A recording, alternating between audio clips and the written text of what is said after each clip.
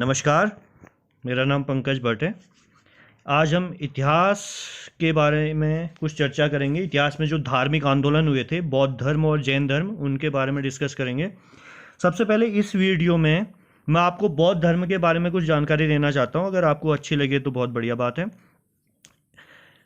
हम बौद्ध धर्म में महात्मा बुद्ध के बारे में चर्चा करेंगे। इनकी मान्यताएं क्या थी, बौद्ध धर्म की शिक्षाएं क्या थी, बौद्ध संगीतियाँ या बौद्ध साहित्य क्या था, बौद्ध धर्म का विभाजन कैसे हुआ और कैसे इसका प्रचार प्रसार हुआ, बौद्ध संघ के क्या कार्य हैं, बौद्ध धर्म का उत्थान कैसे हुआ, उत्थान के क्या कारण रहे, बौद्ध धर्म का समाज पर क्या प्रभाव पड़ा, और अंत में हम फिर चर्चा करेंगे कि बौद्ध धर्म के पतन के क्या कारण हैं। इस वीडियो में हम महात्मा बुद्ध से संबंधित सारी बातें पढ़ेंगे और शिक्षाएं, ये बौद्ध संगीतियाँ और अन्य हम अगले वीडियो में चर्चा करेंगे। तो सबसे पहले बौद्ध धर्म में अगर हम शुरुआत करें तो एक कपिलवस्तु के शाक्य वंश के राजा थे शुद्धोधन। इनका विवाह हुआ था महामाया के साथ। ये महामाया रामग्राम की एक कोली कन्या थी।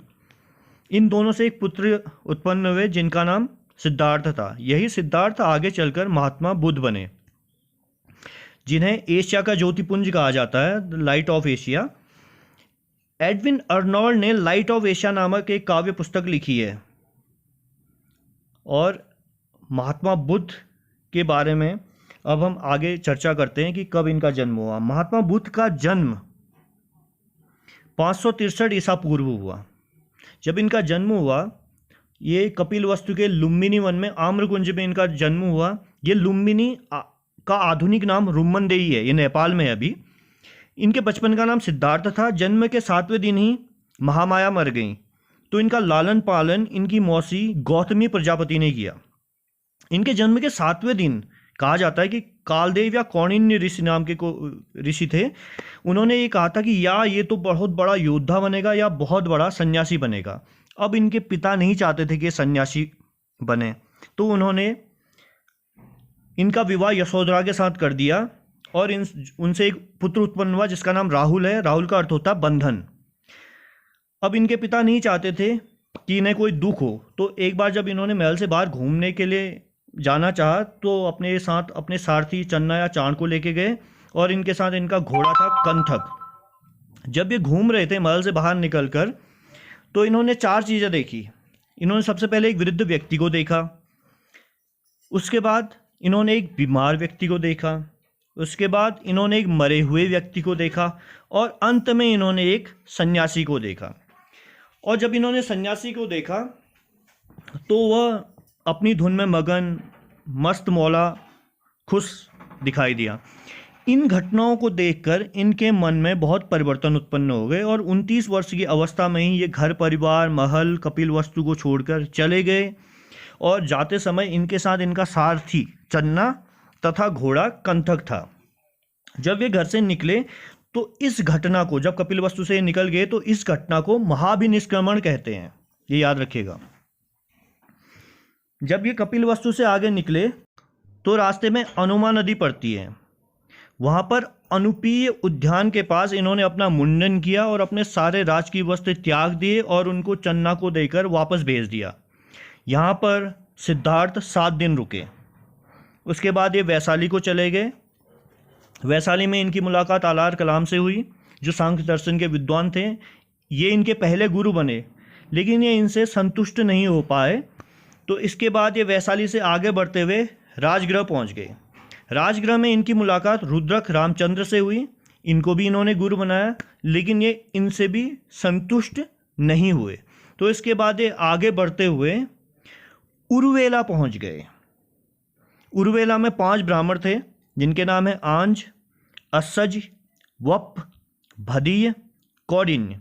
इन 5 ब्राह्मणों के साथ इन्होंने 6 वर्ष तक कठोर तपस्या की। एक बार उरुवेला के सेनानी की पुत्री सुजाता खीर लेकर आई। सिद्धार्थ ने वो खीर खा ली, तो 5 ब्राह्मण इनसे नाराज हो गए कि आपने तो राशि भोजन कर लिया है। तो इसके बाद 5 ब्राह्मण इनसे अलग हो गए। इस घटना के बाद भगवान बुद्ध उरुवेला से आगे बढ़ गए और बोध गया पहुंच गए। जब ये 5 ब्राह्मणों के साथ उन अलग हो गए उनसे, तो ये पांचों ब्राह्मण अलग हो गए और सिद्धार्थ भी अलग हो गए। और सिद्धार्थ इसके बाद उर्वेला से आगे बढ़ते हुए बोध गया तक पहुंच गए। जब ये बोध गया पहुंचे तो यहाँ 8वें दिन, बोध गया में 8वें दिन निरंजना या पुनपुन नदी के तट पर एक जाम्भृग गांव है। यहाँ पर पीपल के वृक्ष के नीचे बैसाख पूर्णिमा के दिन इनको ज्ञान की प्राप्ति हुई। पीपल के वृक्ष को संबोधि वृक्ष भी बोला जाता है। यहाँ इनको ज्ञान की प्राप्ति हुई और जब इनको ज्ञान प्राप्त हो गया तो ये बुद्ध कहलाए। गौतम गोत्र के थे, इसलिए इनको गौतम बुद्ध बोला जाता है। गौतम गोत्र के होने के कारण इनको गौतम बुद्ध भी बोला जाता है और अब इन्हें ज्ञान प्राप्त हो गया। महात्मा बुद्ध के अन्य नाम भी हैं, जैसे इनको तथागत भी कहा जाता है। तथागत का अर्थ होता है सब कुछ जानने वाला। और इनको शाक्य मुनि भी बोला जाता है, क्योंकि शाक्य वंश के थे, इसलिए इन्हें शाक्य वंश का मुनि भी कहा जाता है। इसके बाद जब ये ज्ञान प्राप्त हो गया बोध गया में, तो वापस उर्वेला गए। ये वही उर्वेला जहाँ पांचों ब्राह्मणों के साथ इन्होंने कठोर तप किया था 6 वर्ष। उर्वेला में जब ये पांचों ब्राह्मणों को ज्ञान देने के लिए दोबारा जाते हैं तो इन्हें पता चलता है कि वो पांचों ब्राह्मण तो सारनाथ पहुंच गए हैं। तो लेकिन उर्वेला में इन्हें इनके प्रथम 2 शिष्य मिलते हैं। जो पहले शिष्य बने इनके, उनका नाम है तपस्सु और कल्लिक। ये पहले शिष्य उर्वेला में बने इनके। उर्वेला से आगे बढ़ते हुए ये सारनाथ पहुंचे। यहाँ वो उन्हीं 5 ब्राह्मणों से मिले, उनको उपदेश दिया। इनके उपदेश देने की इस घटना को धर्म चक्र परिवर्तन कहा जाता है। प्रथम उपदेश को धर्म चक्र परिवर्तन कहा जाता है। सारनाथ के बाद ये आगे बढ़ते हैं, वाराणसी या काशी पहुंचते हैं। यहाँ पर एक व्यस्त नामक व्यापारी था जो अपने माता पिता पत्नी भाई व अन्य 50 लोगों के साथ इनका शिष्य बनता है। और इसी यश की जो माता और पत्नी थी वो भगवान बुद्ध की प्रथम उपासिका बनती हैं। यश की माता और पत्नी इनकी प्रथम उपासिका बनी। इसके बाद इनके लौटने का क्रम है। ये काशी बनारस से लौटते हुए कैसे कपिलवस्तु पहुँचे, ये उसके बारे में है कि काशी बनारस से सारनाथ गए, फिर उर्वेला, फिर राजगिरा और फिर कपिलवस्तु पहुँचे। लेकिन कैसे कैसे रास्ते में क्या क्या घटनाएं हुई वो देखते जाइए। काशी और बनारस में यश नामक व्यापारी 50 व्यक्तियों के साथ, अन्य 50 के साथ इनका शिष्य बन जाता है। वहाँ से आगे बढ़ते हैं, ये सारनाथ पहुँचते हैं। सारनाथ में ये अपना प्रथम वर्षावास करते हैं। सारनाथ से आगे बढ़ते हुए जब उर्वेला के पास रास्ते में जब बढ़ते हैं तो उससे पहले रास्ते में इन्हें भद्र नाम का एक व्यक्ति मिलता है। वो अपने साथ 30 अन्य के साथ इनका शिष्य बनता है, जिन्हें भद्रवर्गीय बोलते हैं। उसके बाद आगे बढ़ते हुए ये उर्वेला पहुंचते हैं। यहाँ पर 3 ब्राह्मण थे जिनके नाम है मुख कश्यप, नदी कश्यप, गया कश्यप। इन तीनों को शास्त्रार्थ में हराते हैं और तीनों इनके शिष्य बन जाते हैं। जब तीनों को शास्त्रार्थ में हराते हैं तो तीनों इनके शिष्य बन जाते हैं। इसके बाद उर्वेला से आगे बढ़ते हुए ये राजगृह पहुँचते हैं। जब ये राजगृह पहुँचते हैं तो वहाँ पर बिंबिसार ने इनको वेणुवन विहार दान में दिया।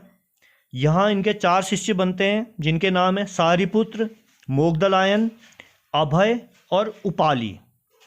जिनमें से जो 2 नाम हैं सारिपुत्र और मोगदलायन, ये महत्वपूर्ण इसलिए हैं कि इन दोनों, जो भगवान बुद्ध का सांची स्तूप है वहाँ पर भगवान बुद्ध के साथ इन दोनों की भी अस्थियां रखी गई हैं। भगवान बुद्ध के साथ इन दोनों की भी अस्थियां रखी गई हैं, तो इसको थोड़ा सा ध्यान रखिएगा। इसके बाद राजगृह के बाद महात्मा बुद्ध कपिलवस्तु पहुंचते हैं और अपने परिवार के लोगों को बौद्ध धर्म की शिक्षा देते हैं। कपिलवस्तु से जब आगे बढ़ते हैं तो अनपी उद्यान में यहाँ पर इनको इनका प्रिय शिष्य आनंद मिलता है। आनंद इनका सबसे प्रिय शिष्य है, वो इनको मिलता है। फिर अनपी उद्यान से भी ये आगे बढ़ते हैं और राजगृह पहुंचते हैं। यहाँ पर श्रावस्ती का एक व्यापारी सुदात या अनाथ पिटक इनसे मिलने आता है और इनको जेतवन विहार दान में देता है। ये जेतवन विहार उसने चेतराम से खरीदा होता है और ये भगवान बुद्ध को दान में दे देता है। ये सुदात या अनाथ पिटक ने चेतराम से खरीदकर ये जेतवन विहार उससे खरीदा और भगवान बुद्ध को दान में दे दिया। फिर राजगृह से आगे बढ़ते हुए, उससे पहले राजगृह में एक और घटना हुई। इनके चचेरे भाई, महात्मा बुद्ध के चचेरे भाई देवदत्त ने 3 बार इनको मारने की कोशिश की, लेकिन वो हर बार असफल रहा। उसके बाद उसने अपना एक अलग संगठन बनाया जिसका नाम शीस रखा, लेकिन वो कुछ खास चला नहीं, तो ये बहुत ज़्यादा महत्वपूर्ण नहीं है, तो बस एक जानकारी के लिए आपको बता रहा हूँ। राजगृह से आगे बढ़ते हुए ये वैशाली पहुँचे। 8वें वर्ष ये यहाँ पहुँचे। यहाँ पर भगवान बुद्ध ने आनंद के कहने पर महिलाओं को संघ में शामिल होने की अनुमति प्रदान की। आनंद के कहने पर, इसको ध्यान रखिएगा, महात्मा बुद्ध ने आनंद के कहने पर किया था ये। और इनके संघ में शामिल होने वाली प्रथम महिला जो संघ में शामिल हुई वो गौतमी प्रजापति हैं। गौतमी प्रजापति पहली महिला जो संघ में शामिल हुई। फिर वैशाली से आगे बढ़ते हुए ये कौशाम्बी पहुँचे 9वें वर्ष में। यहाँ पर राजा उदयन ने इनको घोषिताराम विहार दान में दिया। कौशाम्बी से आगे बढ़ते हुए ऐसे ये अनेक जगहों पर गए और अपने 20वें वर्ष में, यानी कि अंतिम वर्षावास में ये वैशाली पहुँचे। अंतिम वर्षावास में वैशाली पहुँचे। यहाँ अंगुलीमाल डाकू मिला इनको और इनसे प्रभावित होकर उसने भी बौद्ध धर्म स्वीकार कर लिया और बौद्ध धर्म में शामिल हो गया। वैशाली से ये पावा पहुँचे। यहाँ पर एक चुंद नामक कर्मकार, लोहार या सुनार था, कोई एक व्यक्ति, जिसके यहाँ इन्होंने शुकर मद्दव खाया, जिससे इन्हें अतिसार और पेचिश की समस्या हो गई। पावा से फिर ये आगे बढ़े, कुशीनगर पहुँचे और यहाँ पर कश्या गांव में 483 ईसा पूर्व इनकी मृत्यु हो गई। मृत्यु के समय इनके साथ इनका शिष्य सुभद्र था, तो अंतिम उपदेश इन्होंने सुभद्र को दिया। भगवान बुद्ध के मृत्यु की इस घटना को महापरिनिर्वाण कहते हैं। इनकी मृत्यु को महापरिनिर्वाण कहते हैं। बुद्ध के सर्वाधिक उपदेश, सर्वाधिक शिष्य, सर्वाधिक वर्षावास, ये सभी श्रावस्ती या कौशल में हुए और सर्वाधिक वर्षावास 21 बार किया था इन्होंने। यहाँ जो विभिन्न विहार हैं किस किस व्यक्ति ने दिए उसकी लिस्ट है, आप इसे नोट कर लीजिएगा। वेणुवन विहार राजगृह में है, इसको बिंबिसार ने दिया। जेतवन ये विहार श्रावस्ती में है, इसको सुदात या अनाथ पिटक ने दिया। पुब्बाराम विहार श्रावस्ती में है, इसको विशाखा, ये विशाखा श्रावस्ती के व्यापारी की पुत्री थी, उसने दिया। कुटाग्रशाला विहार वैशाली में है, इसको लिच्छवी लोगों ने दान दिया। और घोषिताराम विहार कौशाम्बी में है और इसको उदयन ने दान में दिया। इसके बाद अशोकाराम विहार है और ये पाटलिपुत्र में है। तो ये विहार हैं कुछ, इनको याद कर लीजिएगा आप। इसके बाद आती है घटनाएं महात्मा बुद्ध से संबंधित और उसके क्या प्रतीक चिन्ह हैं। इनके जब ये गर्भ में थे उसका प्रतीक चिन्ह है हाथी। इनके जन्म का प्रतीक चिन्ह है कमल।